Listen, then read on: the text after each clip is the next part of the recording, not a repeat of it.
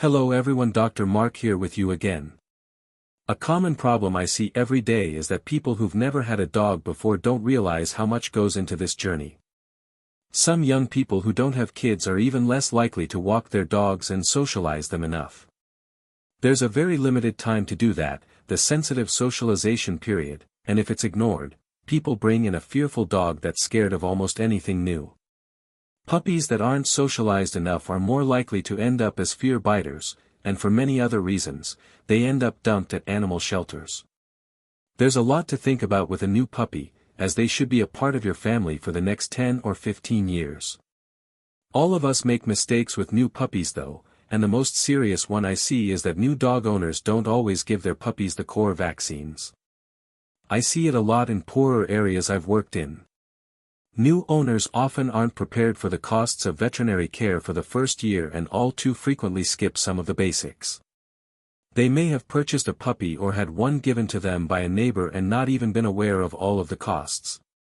The value of core vaccines like parvo is often not recognized until the puppy is on death's door and the family is given a $1,000 estimate to keep the pup alive.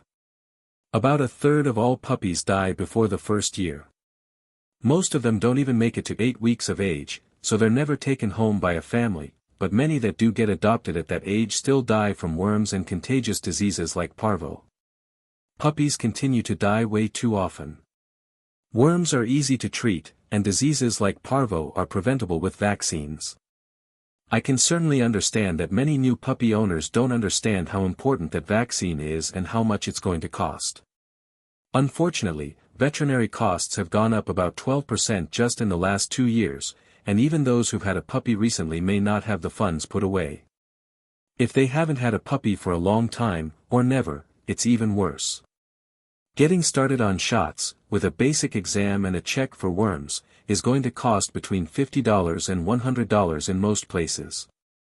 Unless you've seen puppies die of parvo, diarrhea and vomiting, vaccinations don't seem so important.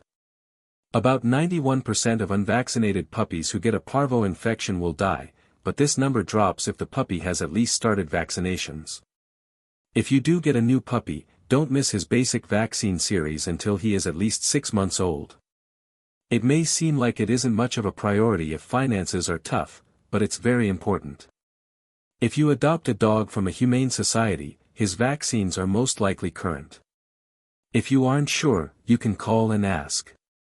Even if the puppy's mother was vaccinated, the protection from his mother's antibodies will all be gone by about 6 to 8 weeks, and it isn't fair to expect that he won't be exposed for the months that follow. A vaccine will not prevent a puppy from ever getting sick. There are no guarantees in life. About 3% of vaccinated puppies can still get sick if they're exposed. If your puppy does get exposed after starting the vaccine series, however, they aren't going to get as sick, and it may be so mild that they can be treated at home.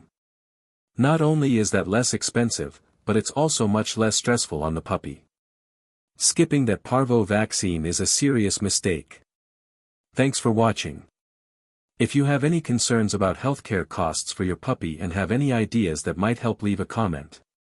If you have any concerns about your dog and need some free advice, you can send a question to my Ask a Vet column at yourpetsathome.com. Please be sure to include your dog's age, sex, and breed when you send your question. It also helps to include the results from any tests you have had done, as well as a picture of your dog's problem. If you are still here, please take a minute to go through my profile page and see if there are any videos that might help.